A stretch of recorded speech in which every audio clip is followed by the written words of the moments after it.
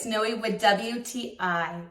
And if you're looking for a crossbody bag that has lots of pockets and is lightweight, then check out this bag from Pander. One of my favorite things is that this has 5 zippers. It allows you to store so much in this bag without it looking bulky or feeling heavy. This is not only a crossbody bag that you can wear on your right side or your left side, but it also functions as a fanny pack.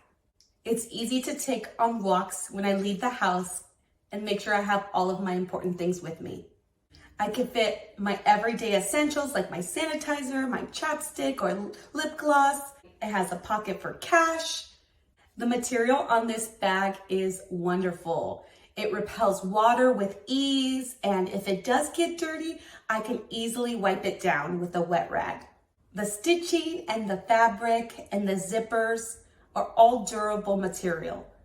Pander has so many different colors to choose from. I chose caramel burnt, but whatever outfit you're looking to match, Pander has you covered. So if you haven't jumped on the bandwagon for a crossbody bag, then check out Pander. It's lightweight, it's affordable, comes in lots of different colors. I love it, and I think you'll love it too. But that's just my point of view.